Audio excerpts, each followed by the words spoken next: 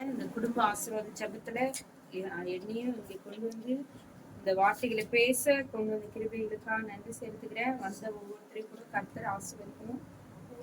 நம்ம வந்து நான் வந்து ஆறுதலை குறிச்சு எடுத்துட்டேன். ஏன்னா இந்த மாதம் தான் எனக்கு உண்மையாலே ஆறுதல் ரொம்ப தேவைப்பட்டுச்சு.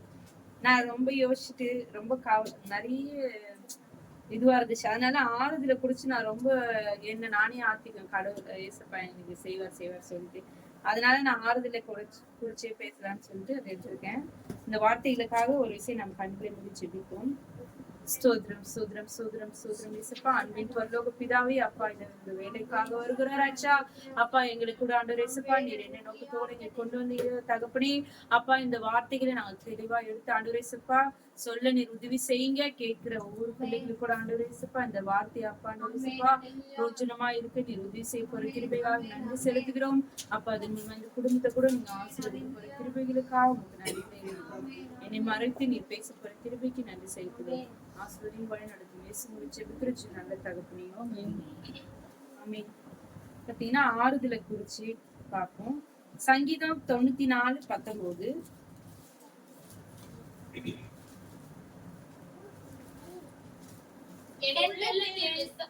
என் உள்ளத்தில் விசாரங்கள் பெருகையில் உம்முடைய ஆறுதல்கள் என் ஆத்துமாவை தேற்றுகிறது.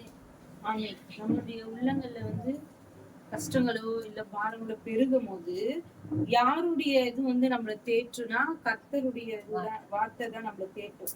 ஏன்னா கர்த்தர் வந்து நம்மளத்துல நேரா வந்து நம்மள ஆறுதல் சொல்ல மாட்டாரு. இந்த வார்த்தை தான், இந்த வார்த்தையின் மூலியமா தான் கர்த்தர் என்ன பண்ணுவாருன்னா நம்மளை தேற்றுவாரு. இப்ப நான் ஏதோ ஒரு கஷ்டத்துல நம்ம யாருன்னா இருக்கிறோம்னா நம்ம எடுத்து அந்த நேரத்துல நம்ம பைபிளை வாசிப்போம். அதுல இருந்து ஒரு வார்த்தையின் மூலமா கர்த்தர் நம்மள வந்து பேசுவாரு. அது மூலியமா நம்மளுக்கு ஒரு திருப்தி கிடைக்கும். ஐயோ இந்த வசனம் வந்து நம்மள வந்து சமாதானப்படுத்தும். பரவாயில்ல கர்த்தர் ஏதோ சொல்லி இந்த வார்த்தை மூலமா எனக்கு எதோ சொல்ல வராரு அப்படின்னு சொல்லிட்டு அந்த மாதிரிதான் வந்து நம்மளுடைய உள்ளத்துல பாரங்களோ கஷ்டங்களோ எல்லாம் அதிகமாகும் போது நம்ம வந்து கர்த்தர் இடத்துல நம்ம இந்த வசனத்தை எடுத்து படிச்சோம்னா கர்த்தர் என்ன பண்ணுவாருன்னா நம்மள ஆறுதல் படுத்துவார். நம்ம ஆத்துமா வந்து தேற்றுவார். அது மாத்திரம் இல்ல, சங்கீதம் 119:50 பாருங்க.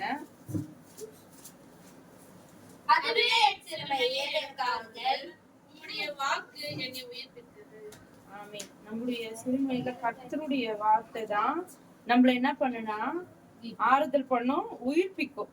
நம்ம ரொம்ப நான் உண்மையாலே சொல்றேன், இந்த 2 மாசமா நான் ரொம்ப மனசளவு நான் ரொம்ப யோசிக்கிறேன். ரொம்ப கஷ்டமா இருக்கிற மாதிரி இது ரொம்ப எல்லாமே வேலைக்கு போகணும், வீட்டுங்களையும் பார்க்கணும். இந்த மாதிரி சூழ்நிலை எனக்கு ரொம்ப எல்லாம் புலம்பிட்டே இருக்கும். ரொம்ப கஷ்டமா வேலையை விட்டு நின்னலாம் அந்த மைண்ட் செட்லாம் வந்துருச்சு எனக்கு. என்னால சுத்தமா வேலை செய்ய முடியல. ரொம்ப அசதி. அப்போ கூட நான் என்ன நினைப்பேன்னா கடவுள் ஏதோ ஒரு காரணத்துக்காக தான் எனக்கு இந்த வேலையை கொடுத்தாரு. நான் அதை உதாசீனப்படுத்த கூடாதுன்னு என் மனசுல. ஏன்னா அங்க நான் வேலைக்கு சேர்ந்தப்ப எல்லாரும் காசு கொடுத்துட்டு ஜாயின் பண்ணியா, காசு கொடுத்து ஜாயின் எல்லாருமே போராடம் எல்லாமே அப்படிதான் கேட்பாங்க. அப்படியேப்பட்ட சூழ்நிலை கர்த்தர் எனக்கு வந்து இது எல்லாம் இலவசமா எல்லா சந்தோஷத்தையும் எல்லா வித இதுவும் எனக்கு இலவசமா கொடுக்குறாரு. அப்ப நான் எதுக்கு இதை உதாசீனப்படுத்தணும்னு அப்படின்னு சொல்லிட்டு என் போன வாரம் வரைக்குமே நான் இந்த வேலையை விட்டுறலாம், பேசாம விட்டுறலாம். எதுக்கு நான் இந்த 3000 சம்பளத்துக்கு போய் கஷ்டம், 3000 தான் ஸ்டார்டிங் அங்க சம்பளம், எதுக்கு நான் கஷ்டப்படணும்னு நினைச்சேன். அப்புறமா இப்போ இந்த ஒரு வாரமா நான் யோசிச்சுருந்தேன், ஏன் நான் இதை இவ்வளவு ஈஸியா உதாசீனம் பின்னாடி கர்த்தர் இது மூலமா எனக்கு ஏதோ ஒரு ஆசீர்வாதம் வச்சிருக்காரு. என் மனசை நான் ஆறுதல் படுத்தி அப்ப கர்த்தர் வந்து எனக்கு அந்த நேரத்துல ஒரு தெளிவு, என் மனசு வந்து அந்த பாரத்தை கொஞ்சம் எடுத்தாரு. அந்த பாரம் போனோடனே எனக்கு என்னாச்சுன்னா கொஞ்சம் தெளிவா நான் போய் என்னுடைய வேலைகளை செய்யறேன். அந்த மாதிரி வந்து கர்த்தர் வந்து நம்ம ஏதோ சோர்ந்து நம்ம கவலை பெருகும் போது என்ன பண்ணுவாரு, நம்ம அதுல இருந்து உயிர்ப்பிப்பார், ஆறுதலை கொடுப்பார். அது மாத்திரம் இல்ல, நீதிமொழிகள் 29:17 பாருங்க.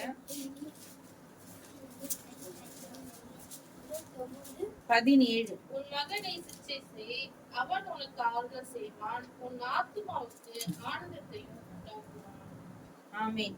இதுல பாத்தீங்கன்னா நம்ம இப்ப நான் பிள்ளைகளை கழிச்சு வரோம். இதுல மகனை வந்து நம்ம சிச்சை செய்தாதான் அவங்க என்ன பண்ணுவாங்கன்னா நம்ம ஆத்மாவை ஆனந்தமா இருப்பாங்க. அது எப்படின்னா இப்ப நான் என் பிள்ளைய நல்ல வழியிலயோ அது செய்யற தப்புன்னு சொல்லி அதை கடினப்பட்டேன்னா பின்னாடி அந்த பிள்ளைகள் வளரும் போது அதுங்க செய்யற நன்மை வந்து என் மனசுக்கு எப்படி இருக்கும்னா ரொம்ப அவங்க வளர தாய்களுக்கு எப்படி இருக்கும், பெற்றவங்களுக்குன்னா ஒரு ரொம்ப ஒரு ஆனந்தத்தையும் ஒரு ஆறுதலையும் கொடுக்கும்.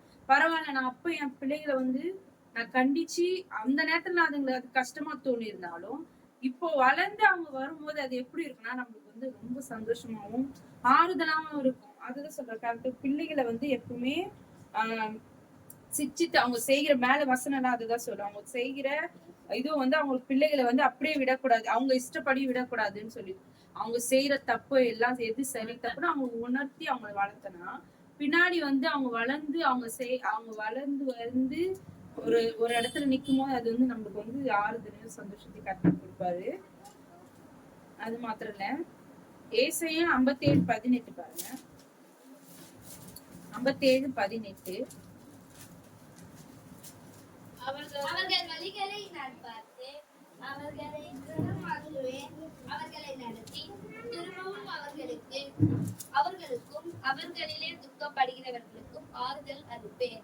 ஆமீன். அவர்கள் வழிகளை நான் பார்த்து அவர்களை குணமாக்குவேன், அவர்களை நடத்தி திரும்பவும் அவர்களிலே துக்கப்படுகிறவர்களுக்கும் ஆறுதல் அளிப்பேன்.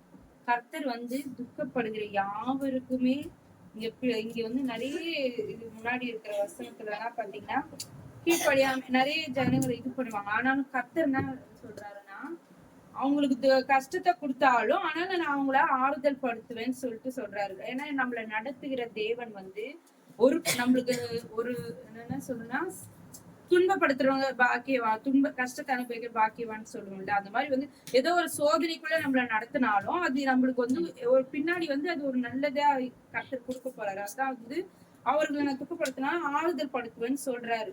அப்ப கர்த்தர் வந்து எப்படியேப்பட்டவர்னா நம்மளுக்கு ஒரு விஷயத்த வந்து உணர்த்தணும்னா இப்ப என் பிள்ளைகளுக்கே நான் இப்ப சொன்ன மாதிரிதான், நான் அதை அடிக்காம அந்த விஷயம் அது தப்புன்னு அதுக்கு தெரியாது. அந்த மாதிரி கர்த்தர் வந்து நமக்கு சில காரியங்களை வந்து கொஞ்சம் கஷ்டமா இருக்கிற மாதிரி கொடுத்துதான் அதுல இருக்கிற நன்மைகளை நமக்கு கொடுப்பாரா. அப்ப அதன் மூலியமா நம்ம மனசு எப்படி இருக்கும்னா ஓ பரவாயில்ல, அந்த ஆறுதல் கிடைக்கும் நமக்கு. அது மாதிரிதான் கர்த்தர் வந்து நம்மளுக்கு வருகிற எல்லா சூழ்நிலையும் பலவீனத்தை எல்லாவற்றையும் வந்து என்னன்னா நம்மள வந்து அதுல இருந்து மீட்டு குணமாக்கி ஆறுதல கட்டளையிடுறாரு. மத்தேயு 5:4 பாருங்க.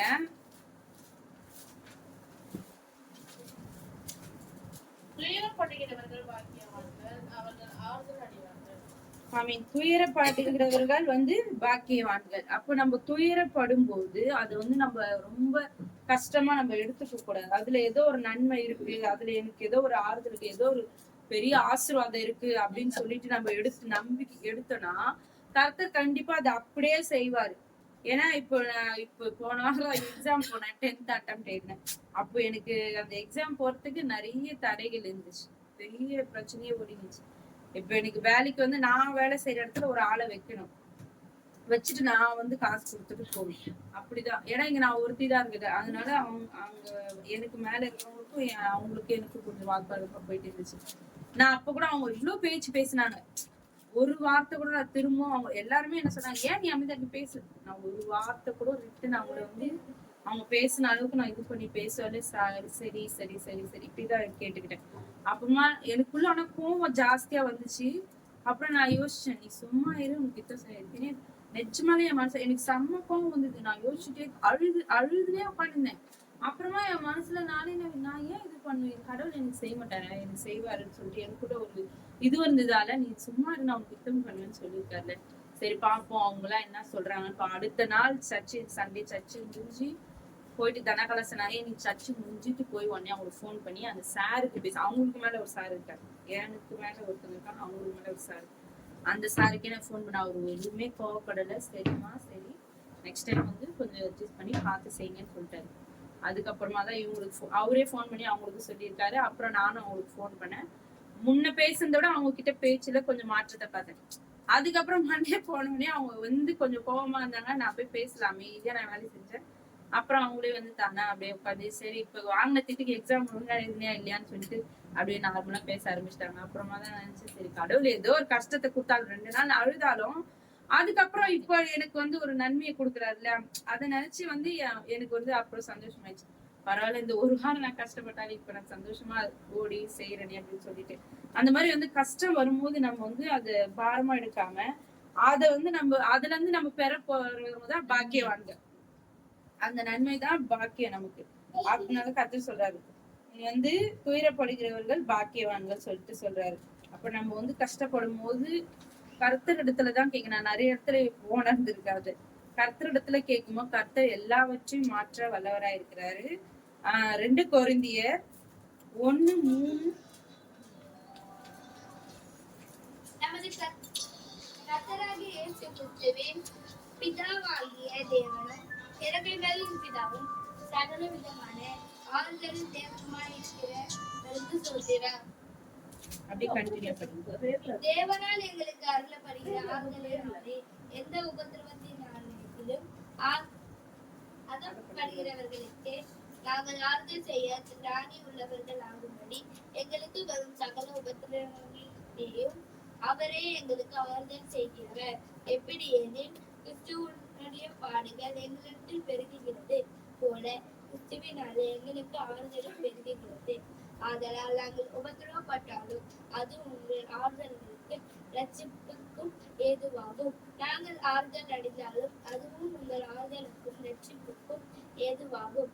நாங்கள் பாடுபடுகிறது போல நீங்களும் பாடுபட்டு சகிக்கிறதினாலே அந்த ரட்சிப்பு பலன் செய்கிறது. நீங்கள் எங்களோடு கூட பாடுபடுகிறது போல எங்களோடு கூட ஆறுதலும் அடைகிறீர்கள் என்று நாங்கள் அறிந்து உங்களை குறித்து உறுதியான நம்பிக்கை உள்ளவர்களாய் இருக்கிறோம். ஆகையால் சகோதரர் பாத்தீங்கன்னா இந்த 4 வசனத்திலுமே கர்த்தர் எவ்வளவு தெளிவா நிறைய இடத்துல வார்த்தைகளை கொடுத்திருக்காரு பாருங்க. கர்த்தர் வந்து சகல விதமான ஆறுதலையும் நம்மளுக்கு கொடுக்கிற தேவனா இருக்கிறார்.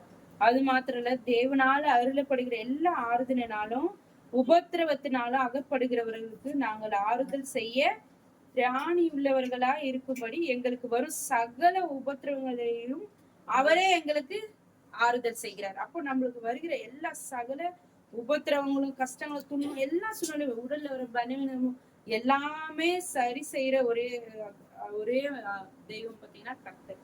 அவரால மட்டும்தான் அதுல இருந்து நம்மளுக்கு விடுதலை கிடைக்கும். ஆனா அதே மாதிரி அவர் வந்து நம்மளுக்கு எவ்வளவு பாடுகள் பெறுகிறதோ கிறிஸ்து பட்ட பாடுகள், அதே மாதிரி ஆறுதலும் கர்த்தர் நம்மளுக்கு எவ்வளவு கஷ்டத்தை நம்ம அனுபவிக்கிறோமோ அதை விட நன்மை பலன் ஆறுதலின் பலனும் எப்படி இருக்குன்னா நிறைய கிடைக்கும். அப்ப கர்த்தர் பாத்தீங்கன்னா எப்பயுமே நம்மளுக்கு ஒரு துன்பம் வருதுன்னா அது வந்து நம்ம செய்கிற சில காரியங்களாலதான் வரும். ஆனாலும் அதுல இருந்து நம்மளுக்கு கர்த்தரிடத்துல கேட்கும் போது என்ன ஆகுதுன்னா கர்த்தர் வந்து அதுல இருந்து நம்மளுக்கு நிறைய ஆறுதல் கொடுப்பார், நன்மைகளை கொடுப்பார். அதன் மூலியமா நிறைய ஆசீர்வாதங்களையும் நம்ம வந்து கர்த்தரிடத்துல இருந்து பெற்றுக்கொள்வோம். கர்த்தர் தாமே இந்த வார்த்தைகளை ஆசீர்வதிப்பார்.